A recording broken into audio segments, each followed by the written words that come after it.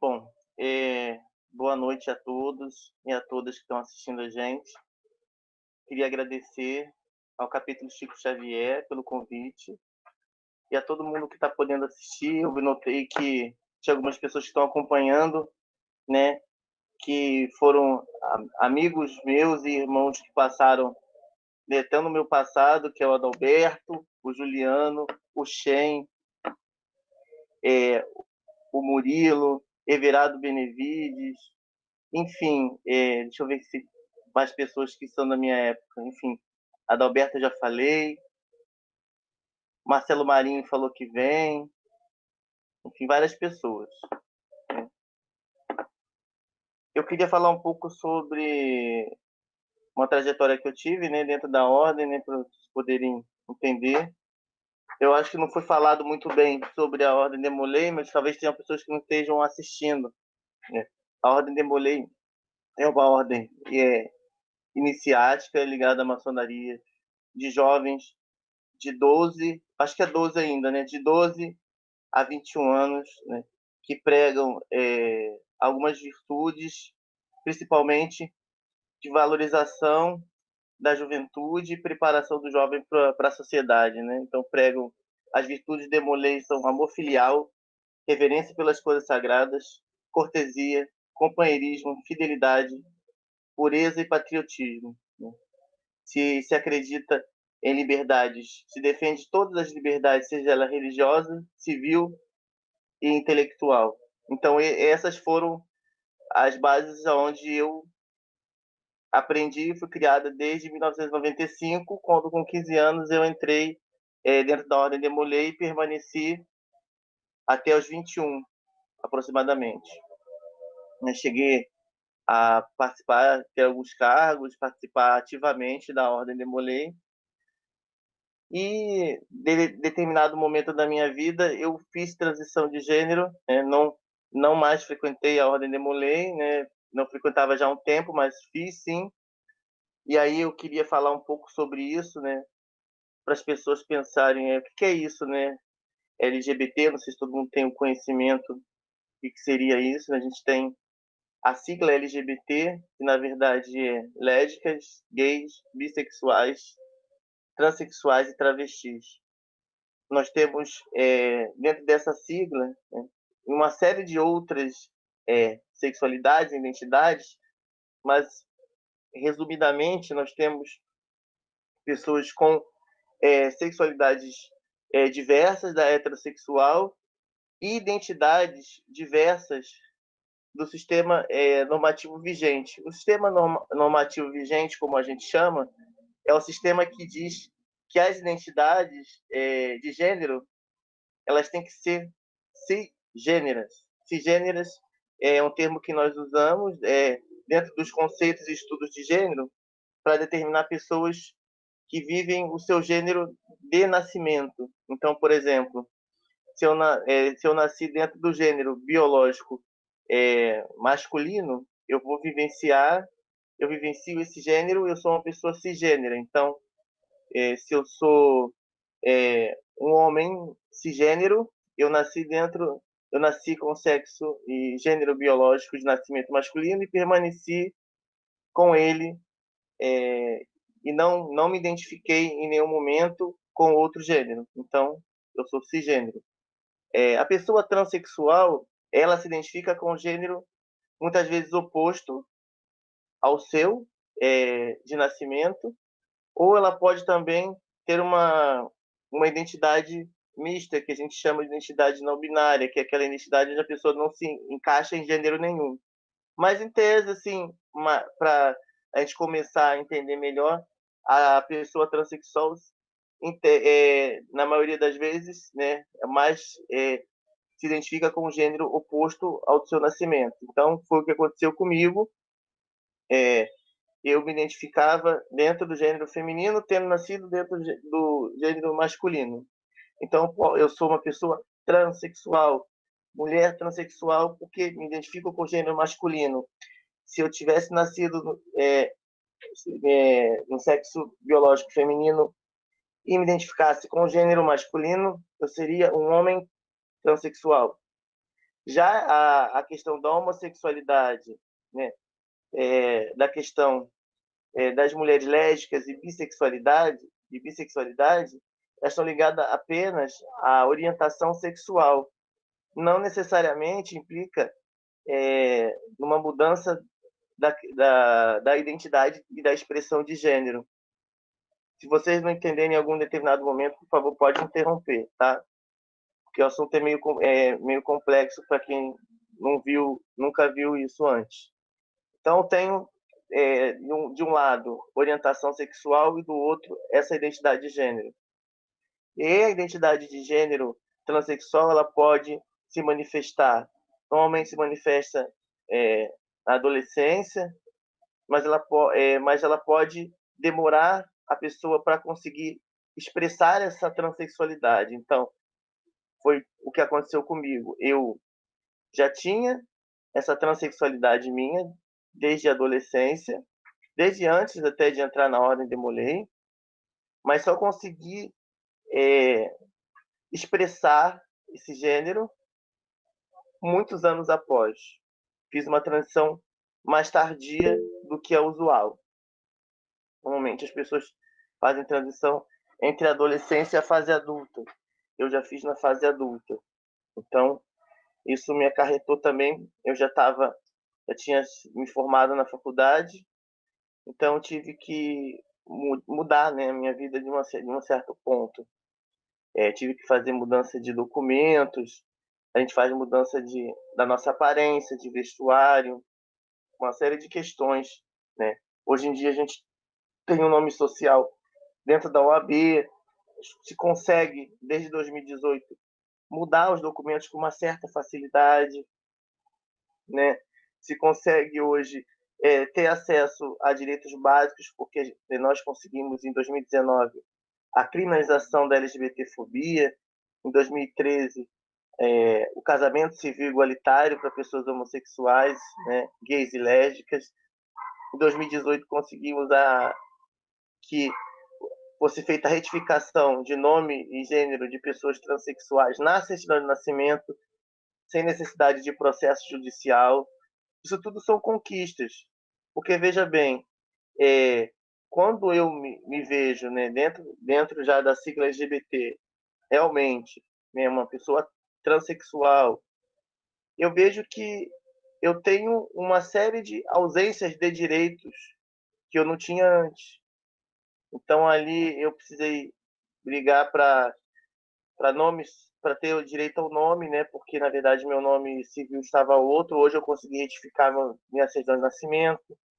Então era um problema na hora de ir em determinados locais, porque a identidade divergia, né, do nome social. E cada conquista que a gente consegue é uma vitória.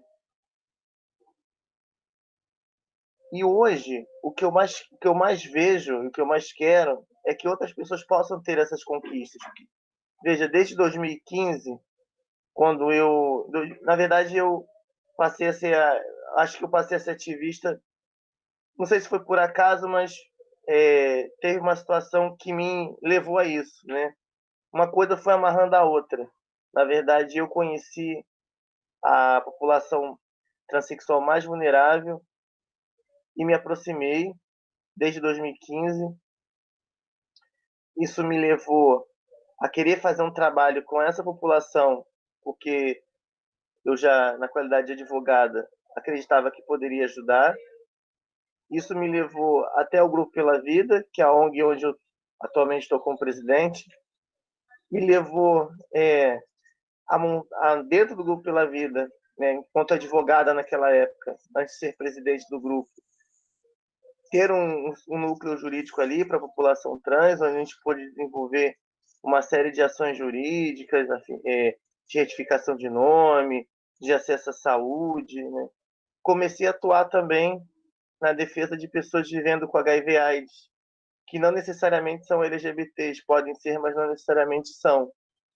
Então eu comecei a pegar esses dois grupos e viraram bandeiras para mim, pessoas vivendo com HIV/AIDS e população LGBT, dando um enfoque maior na população trans, porque de toda a população de todas as populações, eu acredito que a população trans seja uma das mais prejudicadas pela questão do preconceito maior em relação às questões de gênero, né?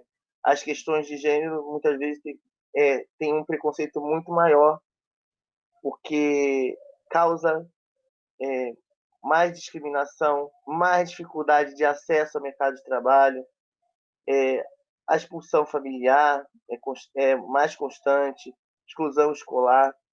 Veja, só para dar um dado para vocês, da população de travestis e transexuais, cerca de 90% não consegue acessar o mercado formal de trabalho, né? Esse grupo que não consegue acessar o mercado formal de trabalho também não consegue terminar os estudos, também não consegue acessar a universidade. Porque, infelizmente, hoje a gente tem problemas para essa população em relação ao uso de banheiro público, coisas básicas, né? A gente tem uma ação no Supremo Tribunal tramitando para decidir se a gente pode usar o banheiro público ou não.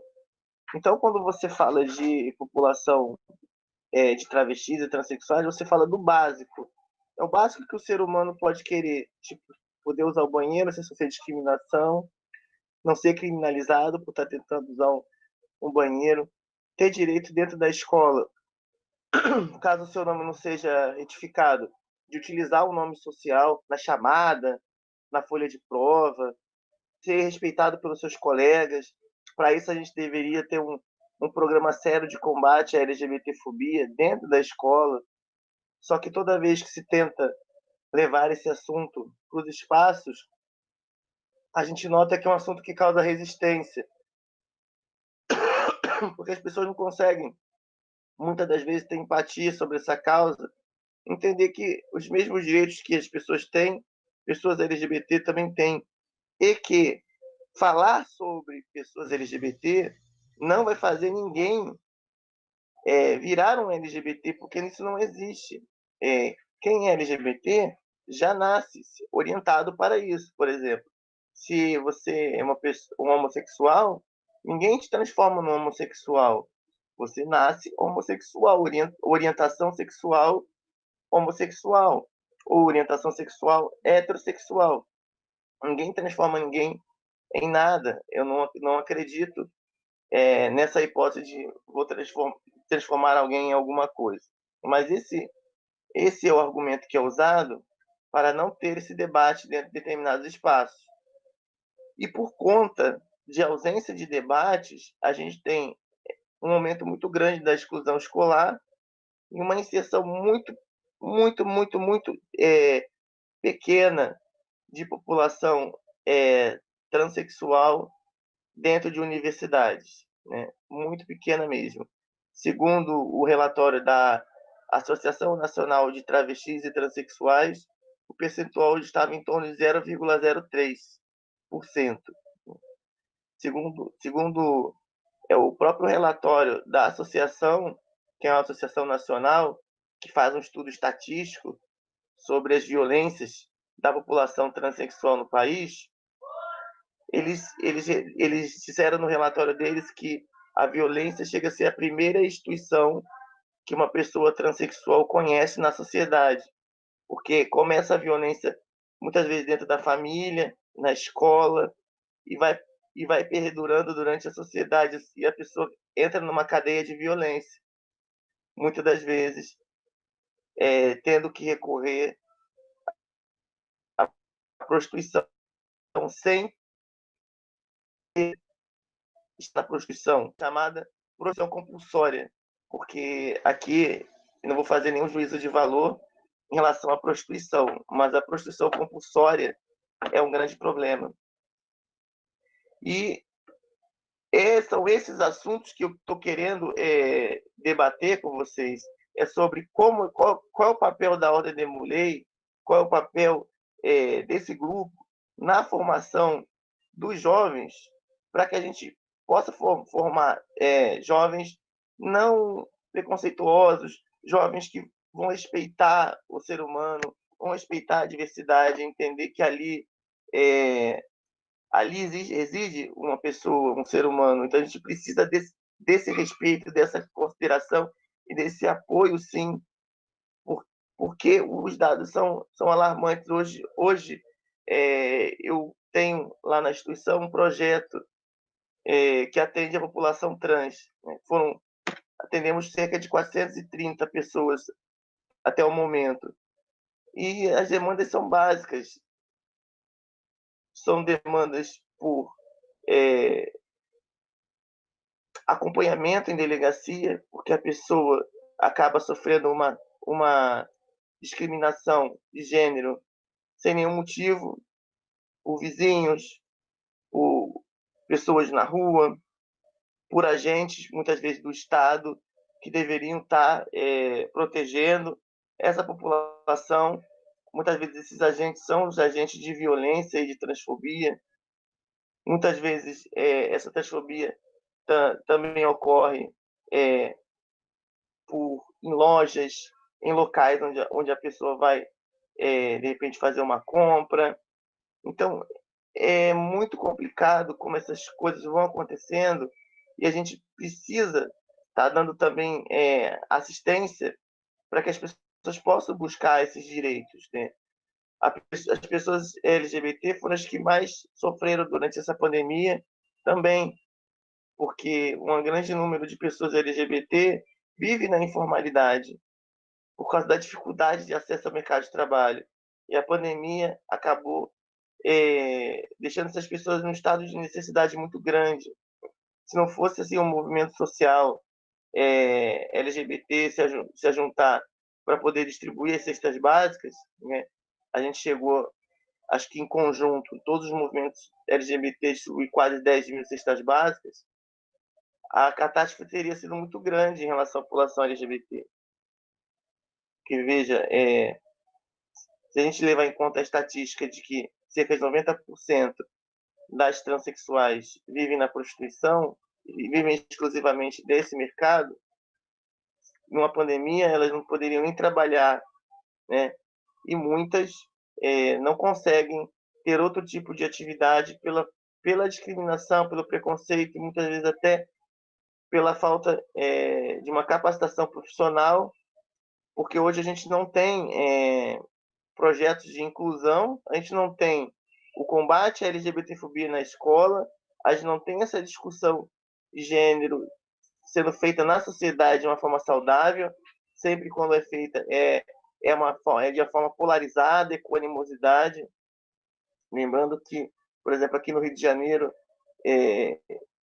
até no debate eleitoral para prefeito foi falado que determinado partido defende ideologia de gênero. Na verdade, ideologia de gênero não existe. Existe identidade de gênero, porque ninguém está inventando gênero e nem fazendo nenhuma ideologia. A gente só está pedindo para respeitar o direito de uma pessoa ser transexual, ser travesti, e viver pacificamente na sociedade. Né? Brandon, eu queria saber se você gostaria que as pessoas fizessem perguntas e a gente fosse desenvolvendo, ou tem alguma abordagem específica que você gostaria que eu falasse? Não, eu estava achando que de repente as pessoas querem fazer perguntas, porque eu falei sobre cidadania, na verdade, a questão das políticas públicas LGBT.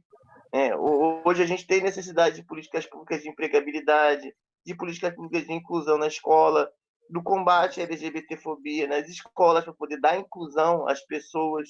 Né? Qual é o papel, né, da Ordem de Molay dentro dessa formação dos novos jovens, dos novos líderes que vão poder estar atuando? Lembrando que ninguém precisa ser LGBT para lutar contra a LGBTfobia.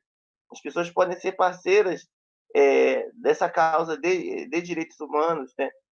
Passei um pouco, falei um pouco sobre as conquistas de nome social, da criminalização da LGBTfobia e do casamento homoafetivo, ressaltando que a criminalização da LGBTfobia foi um marco importantíssimo, porque as pessoas simplesmente sofrem violência e as delegacias não tinham um arcabouço legal que pudesse se embasar para qualificar aquele tipo de crime, como homofóbico ou transfóbico. Aquele crime acabava sendo um crime comum. Hoje, a LGBTfobia é entendida como uma forma de racismo. É entendida como o racismo social transfóbico, o racismo social homofóbico. Isso foi uma conquista muito grande na tentativa de coibir crimes de ódio contra a população LGBT e demais violências, né? Lembrando que crimes de ódio, por exemplo, o caso do Tami Miranda, onde ele recebeu uma série de enxurradas de declarações de ódio. Crime de ódio foi o que um deputado na Assembleia Legislativa de São Paulo disse, que se uma transexual entrasse no banheiro, no mesmo banheiro que a mãe dele estivesse usando, ele ia bater e depois chamar a polícia. Isso é um crime de ódio, porque estimula a violência. Então, assim, eu queria saber se vocês querem abrir para algumas dúvidas sobre o assunto, ou se querem que eu fale em algum ponto mais específico, né? Porque eu dei assim, só um panorama geral. Lá a gente, no Grupo Pela Vida, onde eu atuo, a gente tem um projeto, né, que é em convênio com o Ministério de Direitos Humanos, é o Transvida. Lá nós fazemos atendimento com psicóloga, assistente social e advogada, fazemos oficinas voltadas à cidadania, LGBT, direitos humanos, porque a gente nota que a população LGBT precisa de um acolhimento multidisciplinar, porque ela é totalmente alijada de direitos, de cidadania. Né? Quando se fala cidadania LGBT, a gente está ainda buscando a nossa cidadania, a gente está buscando o direito a poder ter um relacionamento, ter um casamento, né? Porque, por exemplo, hoje o CNJ ele reconhece o casamento civil igualitário, mas não tem uma lei, pô. Não tem uma lei que garanta isso. É uma decisão do Conselho Nacional de Justiça. Não tem uma lei que puna a LGBTfobia. Não tem uma lei que permita o casamento, a ratificação civil de população trans. A gente não consegue aprovar leis no Congresso com a temática LGBT. Isso se deve porque o Congresso Nacional é extremamente LGBTfóbico. É extremamente. Todas as conquistas que nós tivemos até hoje foi através do Supremo Tribunal Federal, foi através dos juízes que tiveram coragem, né, de contrariar o processo político majoritário na defesa dos direitos humanos, declarar a mora inconstitucional do Congresso Nacional, né, e condenar, o Congresso Nacional foi condenado por LGBTfobia, né? Que o Congresso foi condenado por LGBTfobia quando o Supremo Tribunal criminaliza a LGBTfobia, entende ela como uma espécie do gênero racismo e também condena o Congresso brasileiro que legisle uma lei em favor da população LGBT, porque esse Congresso se nega peremptoriamente a fazer qualquer tipo de lei em favor da população LGBT. E eu só vejo saída, sim, numa renovação social, no debate na sociedade, com o apoio da Ordem de Molay, o apoio da maçonaria, o apoio de setores que são setores tradicionalmente conservadores, sim, porque se a gente for pegar a Ordem de Molay e a maçonaria, a gente sabe que a gente tem, sim, uma tradição conservadora dentro da instituição, mas que está tentando se renovar pelos seus membros, pelas pessoas que estão aqui hoje querendo assistir isso, querendo dialogar, querendo debater. E isso que eu acho importante, é ouvir e, de repente, tirar dúvidas de quem queira, sanar algumas dúvidas e fazer alguns comentários. Por isso que eu sugeri também algum tipo de interação. Então, minha irmã, a gente está recebendo aqui umas perguntas pelo chat do YouTube. A gente já está direcionando para os meninos aqui para eles fazerem as perguntas para vocês. Os demolizativos que estão participando aqui da live, eles vão te fazer as perguntas. Mas antes de abrir para as perguntas, eu vou te pedir só 5 minutinhos, porque o irmão Lucas ele quer apresentar algum projeto muito interessante que ele tem aqui no Rio de Janeiro.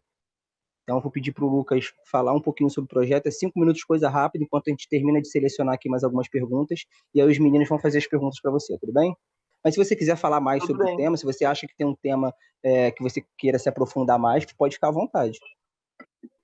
É, eu queria saber, porque o tema ele é muito complexo. Tem a questão de gênero, né? Que eu não sei se as pessoas entenderam o que eu falei quando eu falei da diferença de orientação sexual para identidade de gênero, né? Se ficou alguma dúvida, nós temos dois pontos. Um é a orientação sexual, outro é a identidade de gênero. Que o erro mais comum que eu ouço é quando fala assim, falam para mim assim, não tenho nada contra em relação à sua opção sexual. Primeiro que não é opção, é orientação. Segundo que não é orientação sexual. No meu caso, é identidade de gênero, sou transexual. Se eu não fosse transexual, se eu fosse um homem gay, aí seria orientação sexual. Se eu fosse se eu sou uma mulher lésbica, aí é orientação sexual. Eu sou trans, é identidade de gênero. Esse conceito é importante porque é a partir desse conceito que a gente consegue entender quem é aquela pessoa, da onde que ela fala. Eu falo de um lugar, né, que eu posso dizer que é o lugar das pessoas excluídas, marginalizadas pela sociedade, que foram retirados todos os seus direitos. Não tinham direito, até 2018 não tinham direito ao nome. Tinham que passar por rigorosos processos judiciais para poder provar que eram transexuais e ter direitos civis. Foi uma vergonha que a população trans sofreu até hoje. Fora a época da ditadura, né, da Operação Tarântula, que as travestis e os homens gays foram perseguidos pela ditadura militar. Né? Tem vídeos aí que mostram como é que a população pensava naquela época, uma verdadeira caça à população LGBT no país, e é por isso que a população LGBT tem tanto pavor de regimes autoritários, de ditatoriais, porque a gente sabe o que se passou, e há 40 anos atrás não se falava em associação de travestis e transexuais, isso não existia. A primeira associação foi fundada há 40 anos, que é a Astral, Associação de Travestis, Transsexuais e Liberados. Astral foi a primeira associação de travestis e transexuais do país. E depois da Astral surgiu a ANTRA, surgiu outras redes nacionais que trabalham essa pauta. E a partir dessas associações é que se começou a lutar por direitos. Vocês têm ideia? Em 2004, foi a primeira campanha dentro do Ministério da Saúde para nome social de travestis e transexuais, a campanha se chamava Travesti e Respeito. Elas devem caminhar juntas na casa, no trabalho e na escola.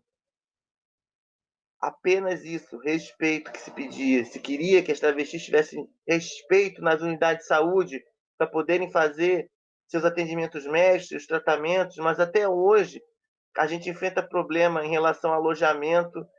Se uma travesti, uma transexual, precisar ser internada no hospital, principalmente público, vai ter que brigar muitas das vezes para poder conseguir ficar no alojamento feminino. Né? Vai ter que ter alguém que brigue por ela, porque se ela não tiver, provavelmente ela vai acabar parando no alojamento masculino, desrespeitando sua identificação enquanto mulher, enquanto pessoa pertencente ao gênero feminino. Né? Vai ter problemas, muitas vezes, para utilizar o banheiro, vai ter problemas com preconceito cotidiano, vai ter problemas para conseguir o emprego. É uma série de questões que acontecem na sociedade, uma série de entraves, né, que eu, enquanto me vi enquanto transexual, eu vi que essa era a dura realidade. E eu não podia ficar sem fazer nada, eu queria fazer alguma coisa. Então, por isso que eu passei a destinar parte do meu tempo para o ativismo LGBT, para que eu, que tenho um pouquinho mais de formação, um pouquinho mais de força para brigar por outras pessoas que não têm tanto. E um dia, quem sabe, elas tenham também para brigar pelas outras que estão vindo além, né? Um dia eu falei numa palestra que eu dei na Universidade Rural para professores de pedagogia. O meu sonho é que um dia a gente tenha um mundo onde as pessoas LGBT não precisem passar pelo bullying todo que eu e outras pessoas passamos, que elas não precisem disso, que a gente tenha um mundo onde as pessoas respeitem umas às outras, onde desde da base, desde quando a pessoa é criança e adolescente, ela aprenda a respeitar o seu semelhante. Porque aí a gente vai ter uma sociedade bacana. Agora, se desde a base a gente esconde o que é LGBT, coloca numa caixa do que é ruim, e aí isso eu não vou falar pro meu filho, isso é absurdo. Por que não vai falar? A gente só não fala coisas que a gente considera ruim, horrível. Então, eu, enquanto trans, não sou digno de ser apresentada para o seu filho. Eu não concordo com isso. Eu acho que ele tem que conhecer, sim, que existem pessoas como eu que são seres humanos, igual qualquer pessoa, e não vão se tornar transexuais por minha causa. Podem ter certeza. Então, assim, as pessoas, o adolescente, a criança, tem que começar a conviver com isso, porque enquanto a gente está escondendo, enquanto a gente faz piada de gay, de transexual, a gente cria uma massa de pessoas violentas, agressivas, preconceituosas, que amanhã ou depois vão estar agredindo pessoas gays, pessoas trans, vão estar matando, vão estar fazendo, vão estar discriminando, né? Porque a morte, ela não é só física. A morte, ela é social. Quando eu não te dou direito ao emprego, quando eu não te dou direito ao nome, quando eu não te dou direito nem a ter um relacionamento, porque se você tiver um relacionamento, alguém vai te ridicularizar e falar para o teu parceiro ou tua parceira que ela está tem relacionamento com travesti e vai ridicularizar a pessoa que está contigo ao ponto de ela te vergonha de estar ao teu lado, ao ponto de você não conseguir ter um relacionamento por preconceito, eles estão te matando socialmente, estão acabando com você. É como se é, a norma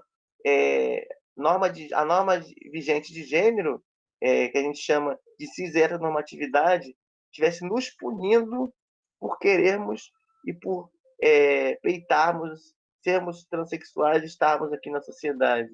Então, assim, eu sei que há pouco tempo atrás a gente tinha muito pouco direito. Eu sei que hoje já é uma conquista chegar na delegacia, ter o nome social respeitado, ter dignidade, ter uma delegacia especializada para atender a população LGBT, mas a gente precisa evoluir mais. Mas a gente já teve grandes conquistas. Então, assim, queria passar mais ou menos esse histórico, né, para vocês. E se tivesse mais interação, aí é melhor para desenvolver. E se tivesse A gente tem umas perguntinhas aqui, a gente já vai te mandar. Vou só pedir para o Lucas falar rapidamente sobre o projeto dele e aí os meninos vão começar a ler as perguntas, tudo bem? Lucas, tudo fica bem. à vontade, meu querido. Boa noite a todos, todos que estão dando essa honra de estarem aqui com a gente, todos os 177 espectadores. É um tema sensacional esse, ainda mais para quem tem amigos, familiares que se identificam e você vê a luta e você vê a dificuldade, né? Mas vamos falar lá do projeto. O projeto Mente em Paz é um projeto que eu fundei esse ano, no início da pandemia, e ele visa fundamentalmente, né, o atendimento psicológico dos meninos demolês, mais jovens, meninos ativos, e também dos sêniores demolês, né?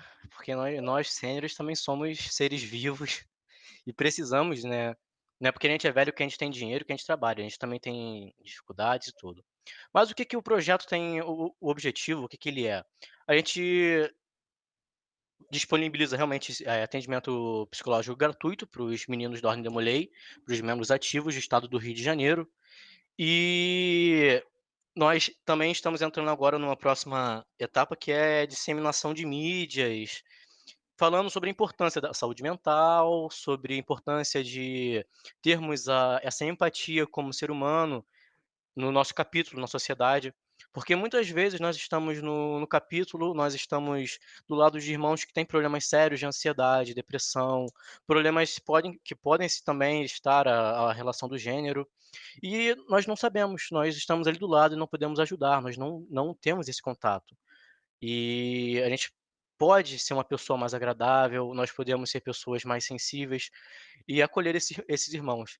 Então o projeto ele é uma coisa muito simples, ele é só uma disponibilização de serviço essencial para o jovem, né. Ultimamente, nessa geração, nós temos dado muito maior valor ao atendimento psicológico, à saúde mental. Porque hoje nós sabemos que saúde mental é uma questão de qualidade de vida. E a gente sabe que para viver não precisa apenas ter ar no pulmão e um pouco de comida na mesa, né. A gente precisa ter felicidade, precisa ter momentos de tristeza também, mas momentos de prazer, ter vida social. Então o projeto ele vem trazendo esse atendimento para que o jovem, seja ele ativo ou não, ele consiga se identificar, ele consiga se sentir bem consigo mesmo, com a aparência, com a sua sexualidade, com o que for. E nos dados que a gente está disponibilizando aí, né, no YouTube, na logo, se vocês precisarem, podem entrar em contato com o WhatsApp do projeto, podem seguir o Instagram da Lumine, entrar também pelo link que tem lá no nosso Insta, que vai cair para o projeto, e a gente vai atender todos vocês. Eu só gostaria de lembrar que é um projeto ainda novo e a gente pode ter, sabe, uma fila de espera. Nada que eu não trabalhe mais para conseguir mais psicólogos e melhorar o projeto, mas é basicamente isso. Eu agradeço muito a oportunidade de todos vocês. Eu agradeço mais ainda a nossa irmã Duda por estar fazendo essa palestra para a gente. Eu tenho um primo que é muito querido no meu coração, que ele já me contou muitas histórias dele quando ele era mais novo, o que ele sofria de preconceito. Então, por ser perto de mim, eu sei a dor dele e a dor dele também é minha, também é minha. Então estou aqui para agradecer a todos, a Duda, ao capítulo Chico Xavier, né, por estar fazendo essa iniciativa, e ao tema do Supremo Conselho Demolei Brasil, dessa diversidade aí. É só isso mesmo, agradeço ao Brandon, a todo mundo. Uma boa noite a todos. Valeu, Lucas. Muito obrigado. Agora os meninos vão começar a ler algumas perguntas, né, que a gente selecionou. E eu vou pedir para o Raniel ir tocando aí, para não precisar ficar entrando falando. Só vocês me fazendo as perguntas aí, conforme ela for respondendo, acabou de responder, pode lançar a próxima pergunta aí, tudo na sequência certinha. Pode começar aí, Colbert. Oi, boa noite. Meu nome é Colbert, sou segundo conselheiro do capítulo da Chico. A pergunta é: como foi o processo de mudança de seu nome na OAB? Como é que foi o processo de mudança? Isso. Tá. Eu vou responder essa. Depois eu vi alguém perguntando uma coisa que eu acho importante. Acho que foi o Gadelha, sobre se existe uma casa de acolhimento. E depois eu vou falar sobre isso, tá? Que eu achei importante, que eu vi lá no YouTube. Como é que foi isso? Em 2013, aproximadamente, começou-se um processo dentro do Conselho Federal da OAB para que as advogadas tivessem o direito, advogadas trans e advogados trans também, no caso de homens trans, tivessem o direito de uso do nome social na carteira. Seria apenas incluir o nome social na carteira da OAB, para que tivesse o nome social num documento. E o advogado e a advogada pudessem trabalhar com o seu nome social, botar na procuração, botar na petição, nas assentadas de audiência. E isso foi julgado em 2016, saiu o provimento na OAB conferindo esse direito. É importante também falar que, além desse provimento, que confere o uso do nome social, a OAB Federal tem um provimento também que proíbe a inscrição nos quadros da OAB de pessoa que tenha sido acusada, tenha sido condenada por crime LGBTfóbico.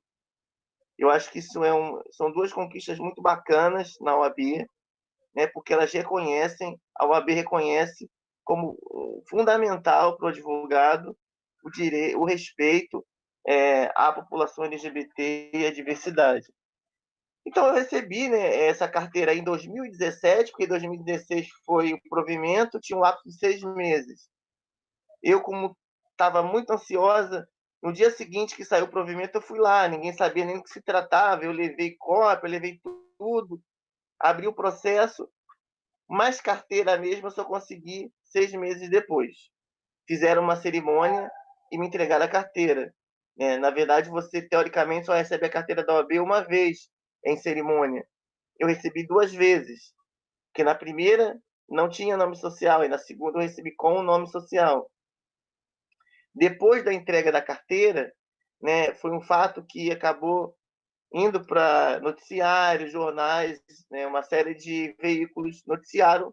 Que imagina, numa exclusão total que a gente vive, né, ter uma transexual advogada é realidade. Nós temos aproximadamente, contabilizado até o momento, cerca de 85 advogados e advogadas na OAB trans. Então, é um número muito pouco.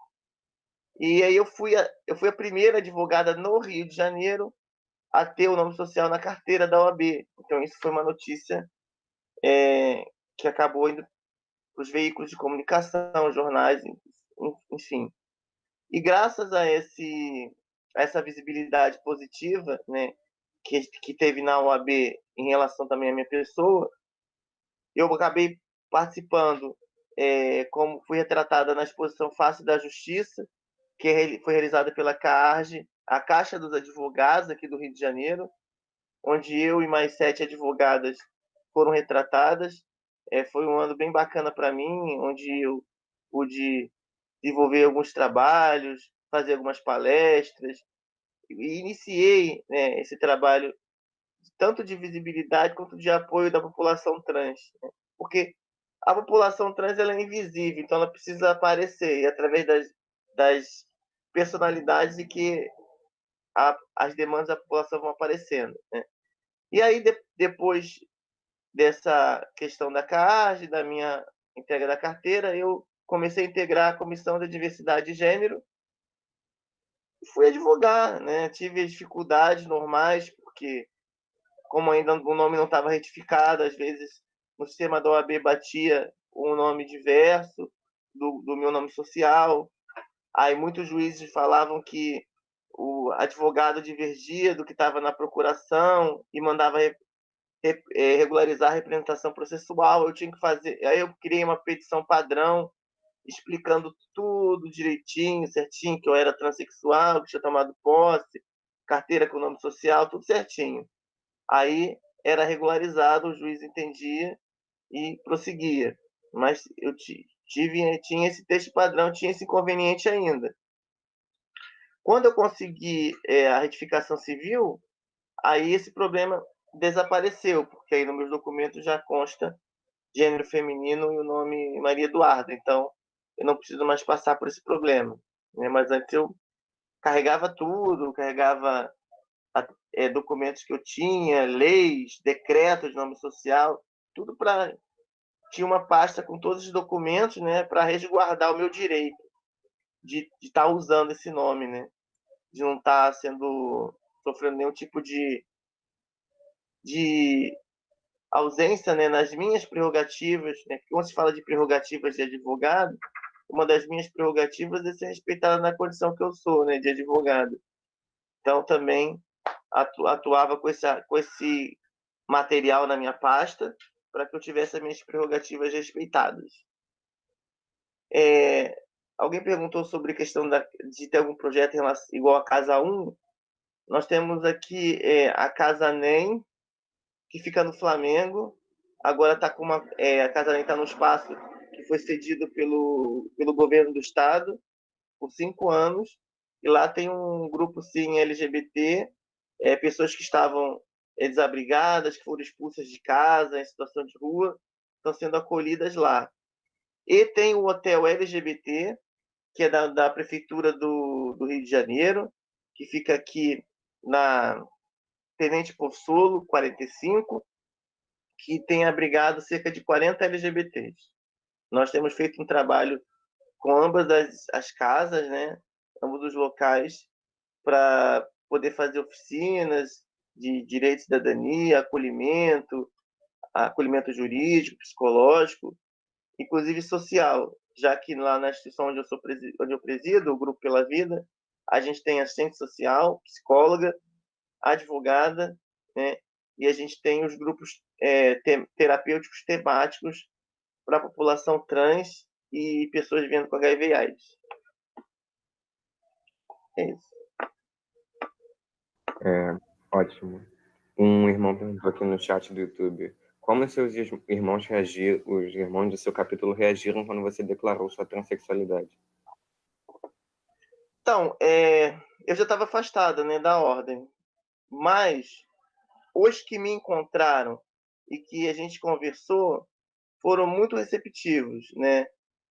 Um dos primeiros irmãos que eu encontrei após essa fase foi o Caco, né, o Rodrigo Silveira, o Rafael Gomes, acho que Ramian, o irmão do Rafael Gomes, que eu esqueci agora o nome dele, e aí depois algumas pessoas eu fui encontrando, o Djalma, foi tudo normal, não teve nenhum problema, né?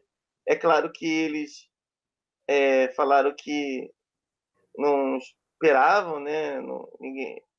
Ninguém está dentro do ser humano para saber o que o ser humano tem no seu íntimo, né? Mas o relacionamento é muito tranquilo.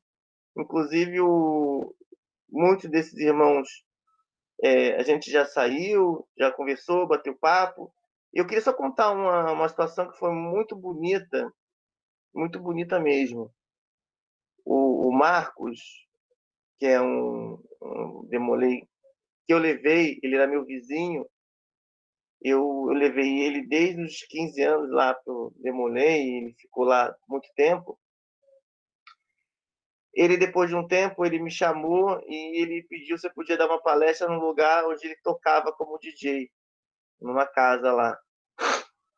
E aí eu falei sobre diversidade, tudo, mas o que eu achei mais bonito ali foi que ele falou o seguinte, que se não fosse por minha causa, ele nunca ia ter podido falar com uma pessoa transexual, que ele nunca ia saber realmente a realidade das pessoas. Ali ele conseguiu ver que existe um ser humano por trás do que a sociedade tentou impor ao que é ser uma pessoa LGBT, o que é ser uma pessoa travesti, transexual. A sociedade sempre pintou travestis transexuais como pessoas agressivas, perigosas, marginalizadas, né? E ali ele pôde ver que não, que existe ali um ser humano. Ele viu o que eu vi, existe um ser humano. E foi muito bonito o depoimento dele. E eu acho que eu consegui mudar a forma de uma pessoa pensar. E a ordem diz, isso eu acho muito bonito, se você conseguir botar a luz sobre outra pessoa e acender a chama que nela está, ali está o objetivo da ordem Demolei. Então eu acho que, de uma forma ou de outra, eu acabo cumprindo o objetivo da ordem Demolei em outra esfera, fazendo brilhar luzes em outras pessoas, buscando essa luz que está dentro de cada um, né? Se te respondi. É porque eu problematizo isso, sabe? Qual o objetivo quando se fala vamos levar a luz sobre outra pessoa, né? É você fazer,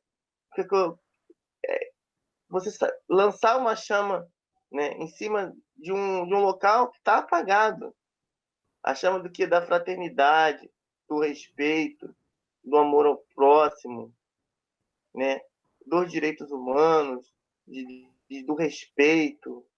Enfim, é essa a chama que a gente consegue, né? Quando tudo a gente espera que nada tá bom, a gente consegue se sobressair. Por isso que eu gosto muito dessa cerimônia, porque essa cerimônia ela sintetiza assim qual o nosso papel na sociedade, porque ninguém deixa ser Demolay, né? Na verdade, uma vez que você inicia lá e a venda lá é tirada e tal, você inicia, aquilo fica para sempre com você. Você lembra para sempre daqueles momentos, daqueles ensinamentos. Nunca vai esquecer aquilo. Então, eu levo também para mim. Claro, de uma forma diferente agora. Inclusive, essa era até uma pergunta que fizeram no chat. A Ordem Demolay ajudou você a ter esse espírito de liderança, companheirismo e amor ao próximo? Ajudou, Sem claro. dúvida, sem dúvida. Ajudou e muito. Porque lá eu aprendi a base do que é democracia. Eu aprendi que a gente ganha e a gente perde. Eu aprendi, né, que a gente não deve, muitas das vezes, confiar em todos. A gente tem que também ter um pouco de desconfiança, né? Porque a ordem nos traz situações e nos traz momentos em que a gente aprende, sim. Não são só flores, claro, tem momentos ruins, tem momentos bons e que traz um aprendizado muito grande. Então, eu tive sim esse aprendizado.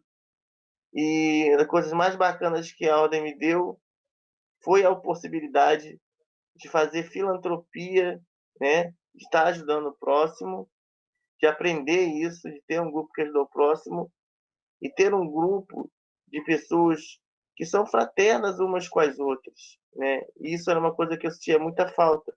E como eu sofria muito bullying, eu não tinha amigos. Eu fui ter amigos quando entrei na Ordem Demolay. E lá foi que eu comecei a ter meus primeiros amigos, entendeu? Então ali mais amigos e irmãos eu fiz lá dentro da Ordem Demolay. Então assim, quando eu vi aquilo ali, meu pai me levou na cerimônia e eu vi o pessoal falando, vi a cerimônia das luzes e vi lá, Deus te abençoe mãe, Deus te abençoe pai, Deus abençoe a causa da Ordem Demolay. Eu falei, esse grupo é muito bom, quero participar desse grupo.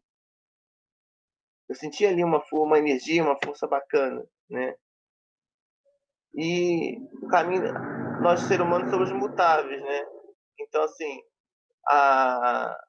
naquela época eu sofria muito bullying, então eu queria ter amigos. E ali encontrei amigos. Ali encontrei pessoas legais.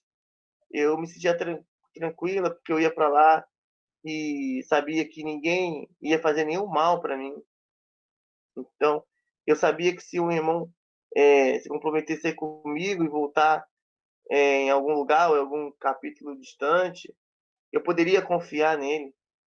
Isso era de suma importância para mim, porque para quem sofre uma série de bullying, ter alguém para confiar, ter alguém para ser seu amigo é extremamente fundamental, né? Claro que com o tempo, né, eu cresci e tudo, e as coisas foram se modificando um pouco, né? Eu passei tudo que eu tinha que passar, tive uma boa experiência, mas a vida leva a gente aonde a gente tem que ir. E eu resolvi, né,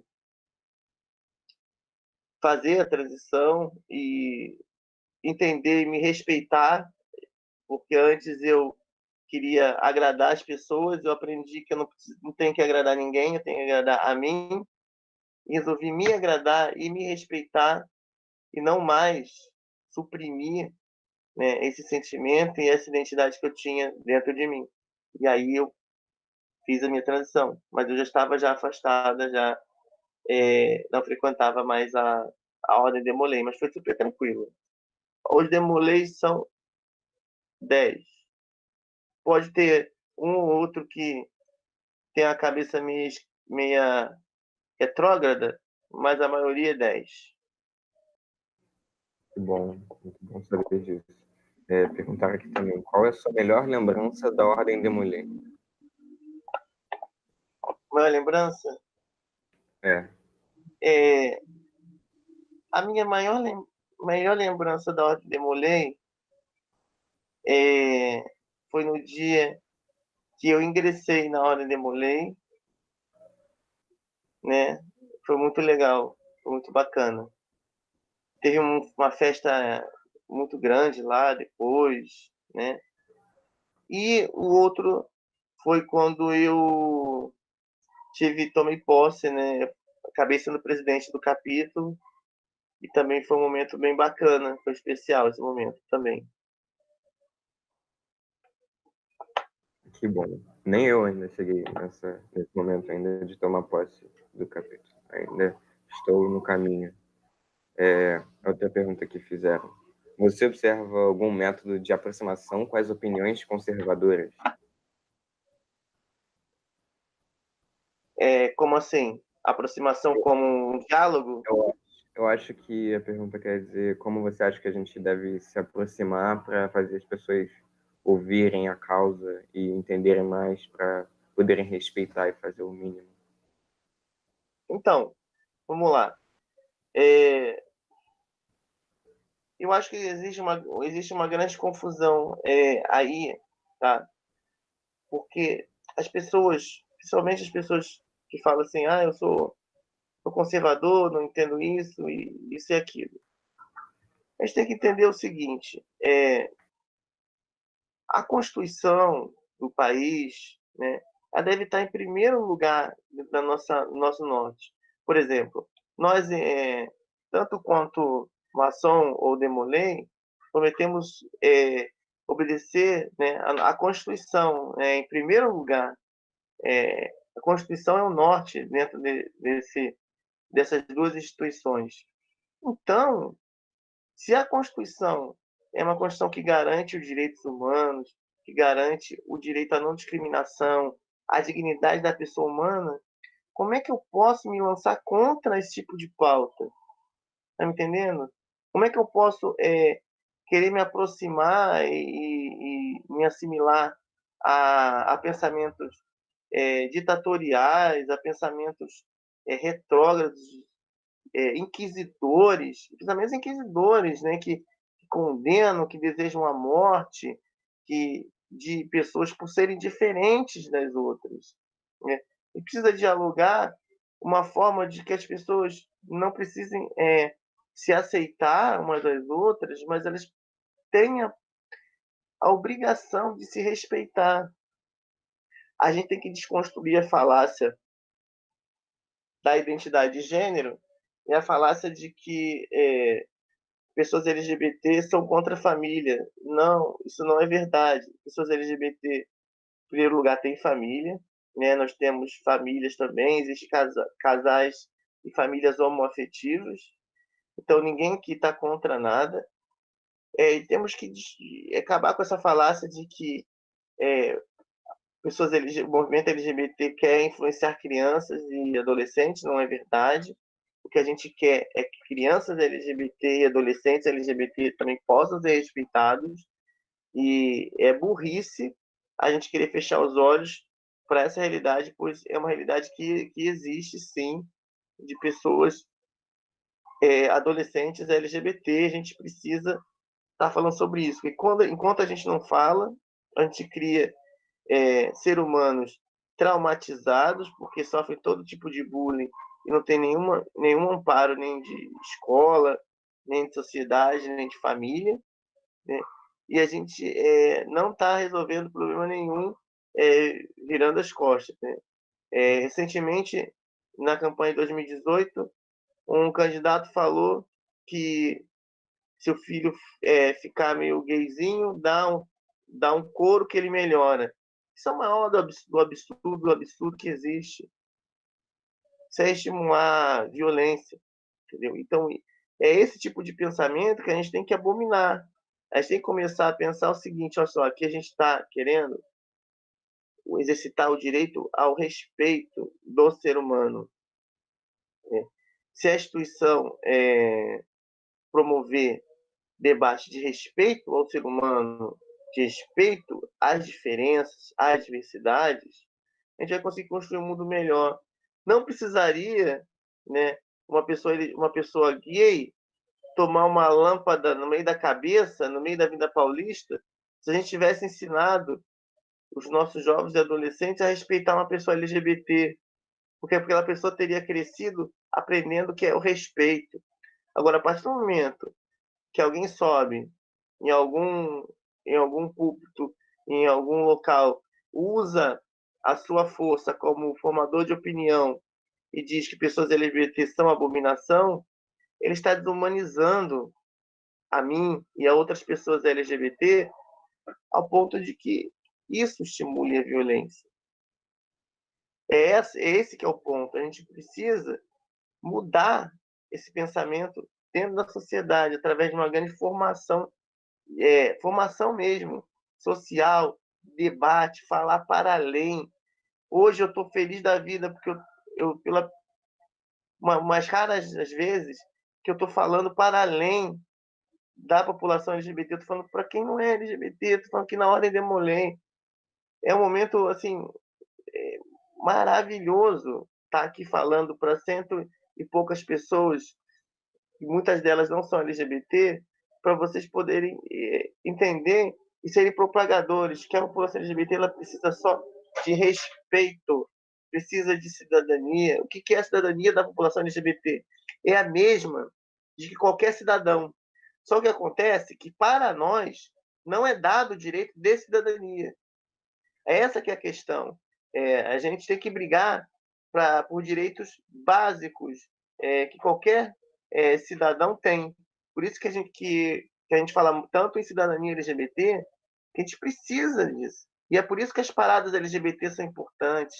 Eu participei de um evento com algumas mulheres que são lésbicas. No meio do evento, o evento foi invadido por um hacker e começou a xingar as senhoras. Xingar, ofender, sabe? Foi revoltante aquilo.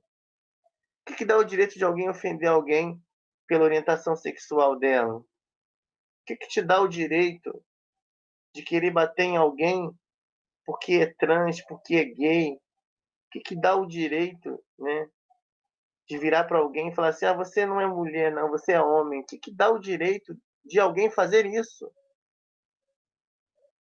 Essa que é a questão. A gente tem que fazer uma grande revolução de pensamentos na sociedade e dizer assim: você está errado. Você não pode agir dessa forma. Tentar fazer a pessoa se colocar no lugar do outro, estimular a empatia, fazer o trabalho de base com jovens e adolescentes. Isso é muito importante.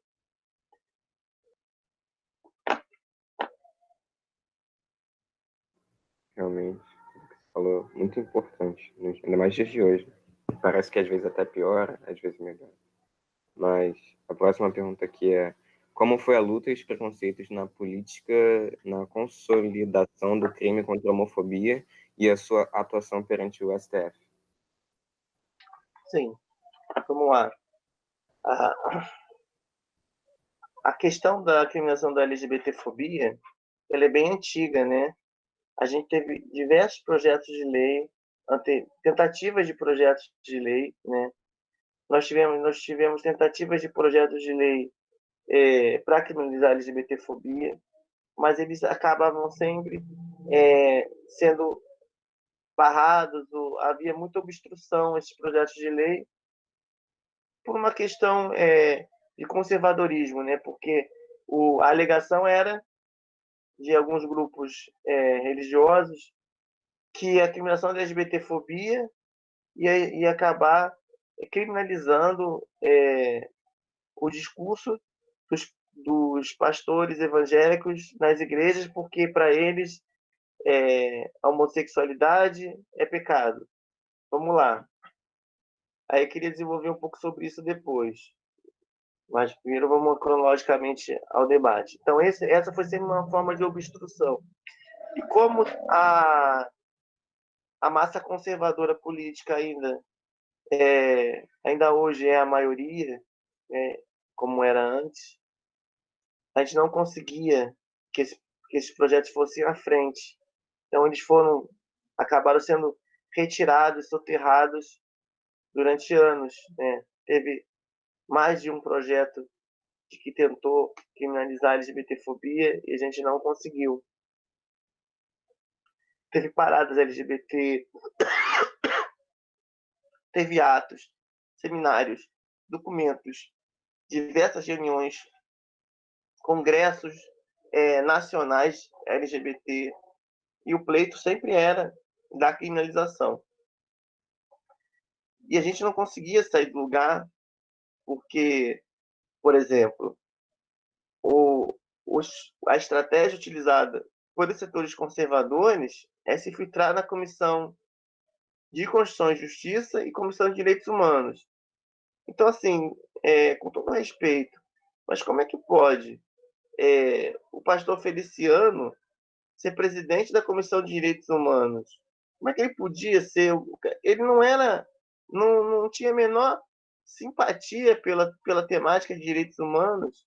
Era realmente para obstruir, era para atrapalhar qualquer iniciativa voltada para a parte de direitos humanos. E isso aconteceu.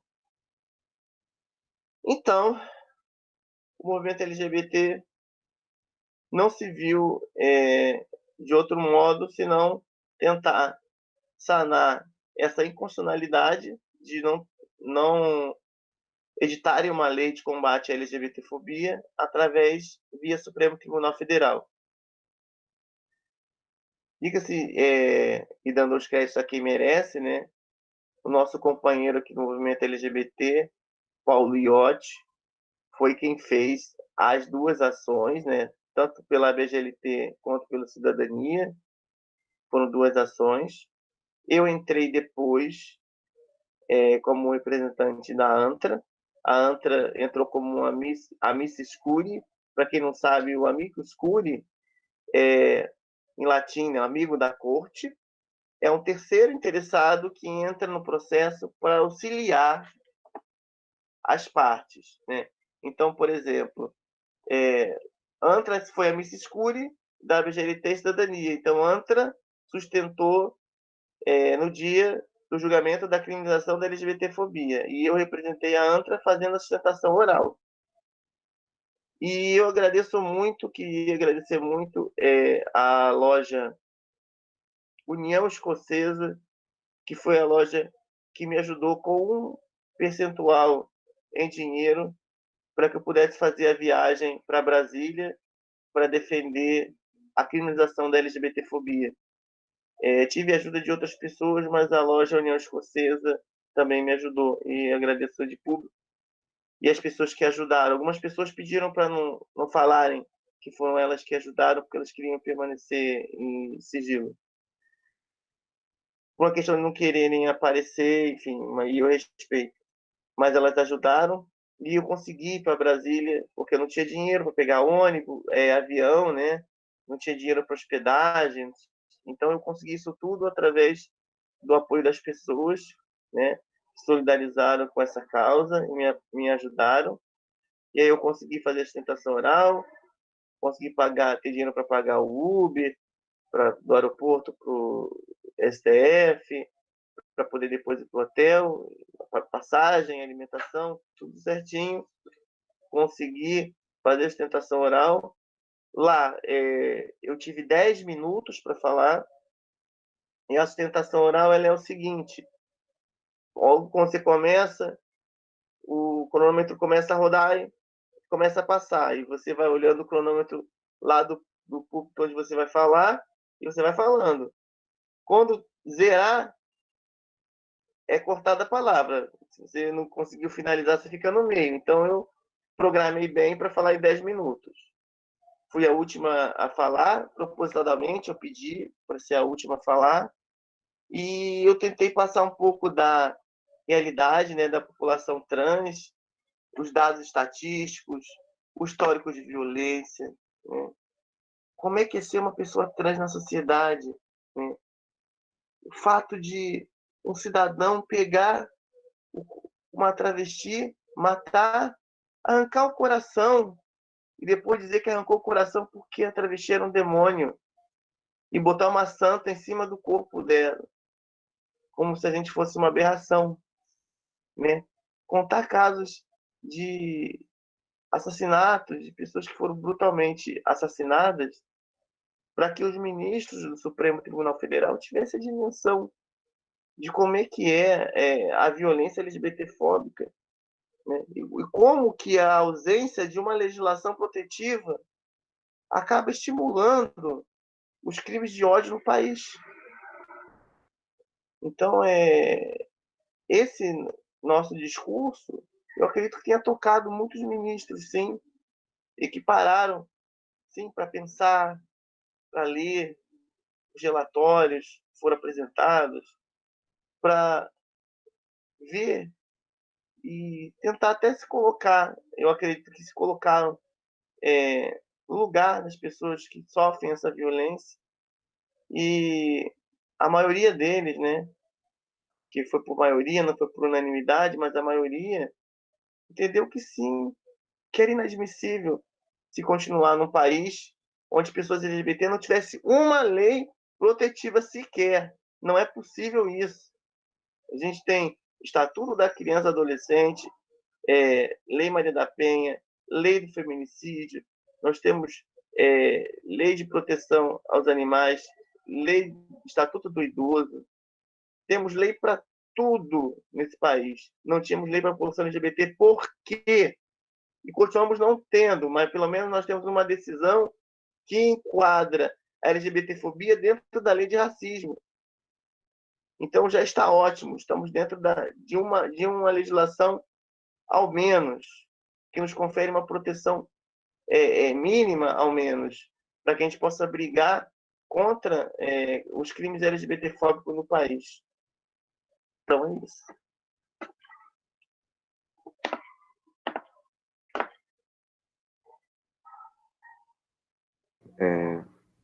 A próxima pergunta tem uma... Desculpa. Pode falar. Eu vi uma aqui. Pergunto à irmã como ela enxerga a questão da ordem ser uma ordem para pessoas exclusivamente do sexo masculino. De antemão, eu digo que eu estou de acordo, não tenho nenhum problema, porque aí eu acho que a ordem foi feita dessa forma. Claro que se quiserem fazer uma reformulação também, eu acho que seria também ótimo, mas eu não tenho nenhuma crítica em relação a isso. A próxima pergunta é: quais as dicas ou orientações jurídicas para os jovens que sofrem com algum tipo de preconceito? Bom, primeiro, dicas que eu sempre falo, né? Tentem ter uma atitude preventiva, tentar prever uma situação de risco, né?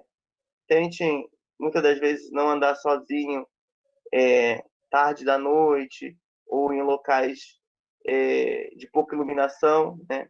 Porque você pode estar, sim, exposto.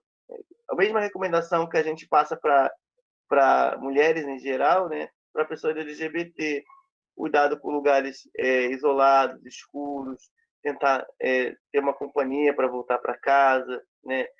Tentar não se expor em locais que de repente você acha que possa ser arriscado para você. E se for, saber administrar os riscos, ficar sempre atenta. Hoje a gente tem um canal de denúncia, né? Que é o 1746 da prefeitura também. A gente tem o 180, que as mulheres trans podem usar o 180, as travestis e mulheres lésbicas.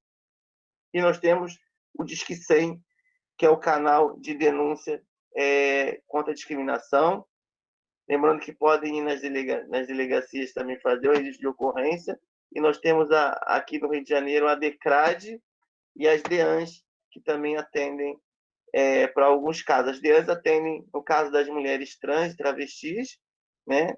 Que a DEAN é só para mulheres, e a DECRAD atende todos os crimes de intolerância, seja ela religiosa, de gênero, contra LGBT ou intolerância racial. E se tiver uma situação que dê para filmar, né, para poder comprar a LGBTfobia sofrida, é importante também ter materialidade do que aconteceu.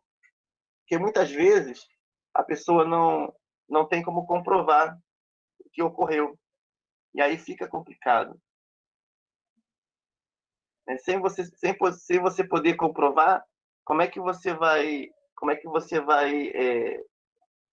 ir numa delegacia, fazer uma ocorrência, sem poder comprovar o que ocorreu? Temos uma situação muito parecida. Está numa situação, sofreu um tipo de LGBTfobia, uma injúria. Como é que você vai comprovar uma injúria?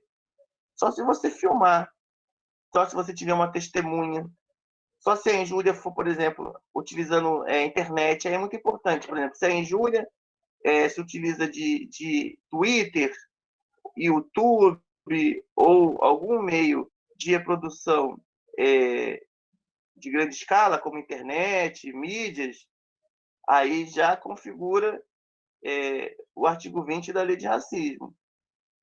E aí a ofensa LGBTfóbica já não é mais uma ofensa privada, ela já ganha o domínio público, porque a pessoa divulgou ainda nas redes sociais. Isso acontece bastante. Então, a gente tem atuado muito nesse sentido também. Desculpa, eu estava ajeitando o banner. Próxima pergunta. Recentemente, alguns capítulos foram impedidos de palestrar sobre o mesmo tema que estamos aqui conversando hoje. Qual a mensagem de apoio que você deixa para esses capítulos? Capítulos foram proibidos de palestrar sobre esse tema. Eu deixo uma mensagem de apoio seguinte. Muito obrigada por vocês terem tentado fazer essa palestra. E eu espero, né, que um dia esses tios, esses maçons que proibiram vocês de fazerem esse tipo de coisa, tomem consciência do erro que eles estão cometendo, porque a maçonaria e a Ordem de Molay é uma escola de liberdade, de livre-arbítrio, de discussão. Se eu proíbo o tema, eu não estou criando líderes, eu não estou criando pessoas livres, eu estou criando pessoas cativas, eu estou proibindo as pessoas de dialogar, de debater, de aprender. Então, só tenho mesmo a lamentar, né, deixar todo o meu apoio. E se um dia vocês quiserem fazer um evento com outro nome, sem usar o nome do capítulo, a gente faz. O importante é que vocês possam estar dialogando e discutindo, porque é extremamente lamentável quando uma escola de liberdade, de livre-arbítrio, né, de sabedoria, que prega que a cadeira máxima é a cadeira de Salomão, que é a cadeira da sabedoria, faça proibições e peça a garotada estar dialogando sobre temas relevantes da sociedade. Não dá mais para empurrar debaixo do tapete. Não dá mais. A gente não pode mais empurrar essas coisas por debaixo do tapete. A gente existe. Isso está na novela da Globo, a gente está no Congresso, nós estamos nas câmaras, nós estamos no jornal, tá? A gente está lá nas revistas, nos locais, nos cursos, nas políticas públicas, então não tem mais como varrer a gente existe. Então é preciso que essa garotada dialogue, porque essa garota, eu acredito que os demolês são os líderes que esse país vai ter, são pessoas que vão ser líderes dentro das suas áreas de atuação. E se eles não tiverem essa noção, se o que eles receberem de relação a esse assunto for ignorância, qual vai ser o objetivo deles terem passado por isso tudo, por essa escola, se eles não aprenderam a serem pessoas melhores, se eles ali ficaram estagnados? Não deixaram eles aprenderem. Então eu lamento e deixo o meu apoio máximo a vocês. E agora, para finalizar com a última pergunta, tem muitas perguntas, só que se for perguntar tudo, a gente vai ficar aqui até amanhã. Então, para finalizar, como você se sentiu? Pode falar. Quem quiser, eu vou deixar aqui no YouTube o meu perfil no Facebook. Pode conversar comigo depois, no outro momento, tá? Pode conversar comigo em outro momento, quiser fazer amizade, tiver dúvidas, enfim, a gente vai conversando. Eu sei que o tempo não vai permitir. Muito bom. E como você se sentiu dando essa palestra para pessoas fora da bolha, que até você mesmo falou que está acostumado a dar palestra só para gente que está tendo a mesma vivência que você, não gente de fora. E que mensagem essa palestra nos deixa como estímulo para o futuro? Olha, eu achei maravilhoso essa iniciativa. É maravilhosa essa iniciativa, maravilhoso a noite de hoje, maravilhosa a noite de hoje, maravilhoso o evento, porque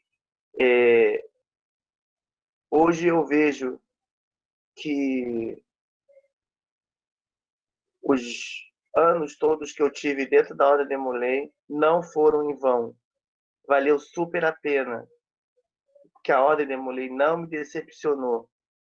Eu sei que demorou um pouco, mas a gente conseguiu ter esse debate, dialogar, e hoje eu sinto que realmente eu estou conseguindo falar para pessoas que não tiveram esse contato, muitas vezes não sabem o que é ser um LGBT, mas hoje tiveram contato comigo, né? E elas vão sair daqui hoje totalmente diferentes de como elas entraram. Elas vão ser uma pessoa que, de repente, quando vê uma pessoa LGBT sendo agredida na rua, vai gritar e vai falar assim: peraí, não faça isso não. E vai chamar alguém para ajudar, que é isso que a gente precisa. A gente não pode mais permitir que as pessoas venham uma trans ou uma travesti apanhando na rua, virem as costas e fingem que não é com elas. Não, vamos fazer.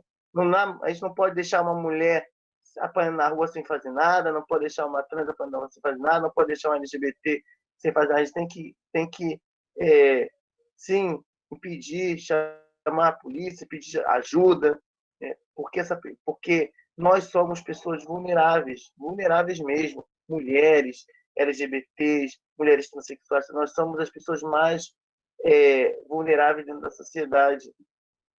E se a gente não se unir, a gente não vai conseguir chegar lá. Então, assim, eu tenho certeza que hoje as pessoas vão sair mais modificadas do que elas entraram. Eu queria pedir, né, que Deus iluminasse sempre o capítulo de vocês, a luta da Ordem Demolei, e que a gente possa fazer outros encontros iguais a esse, que a gente possa, no futuro, ter em cada capítulo da Ordem Demolei um debate sobre isso, para que no futuro, né, a Ordem Demolei possa estar afinada com todos os debates de direitos humanos, o combate ao racismo, o combate ao machismo, o combate à LGBTfobia, o combate ao capacitismo, que é o preconceito às pessoas com deficiência, que a ordem, que a maçonaria se engaje realmente em todas essas causas, né, que a gente possa no futuro, quem sabe, ter um homem trans ingressando na Ordem Demolei ou na maçonaria,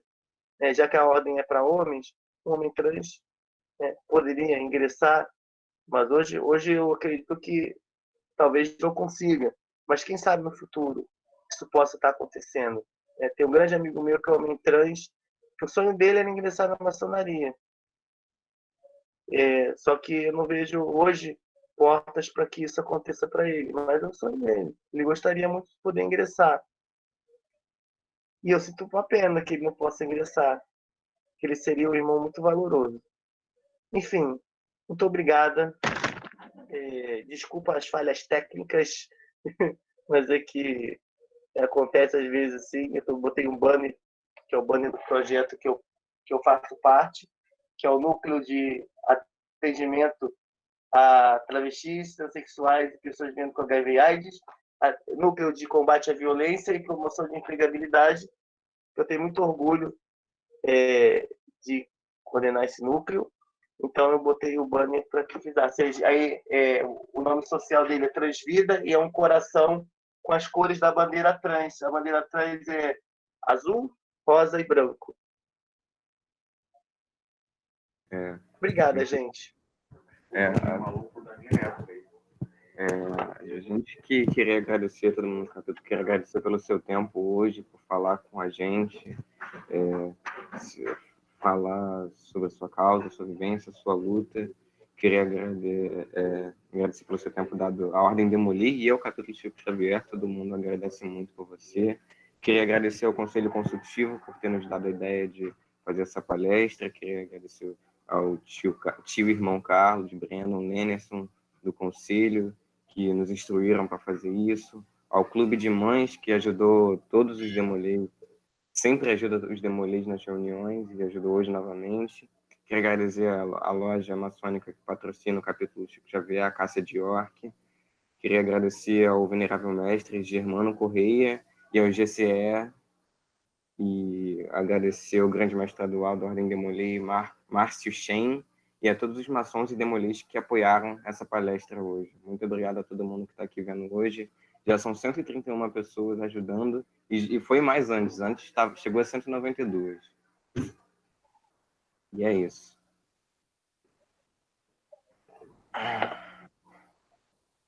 Bom, gente, obrigada. Queria agradecer a todos os comentários que eu estou vendo agora no YouTube, super carinhosos. Obrigada. Eu fico muito feliz de ter podido ter esse momento com vocês. Estava faltando isso para mim. Eu acho que eu não ia me sentir uma pessoa completa se eu não tivesse esse momento com vocês. Vocês me fizeram reviver uma época muito, muito bacana da minha vida, que foi a Ordem Demolê. Muito obrigada, coração.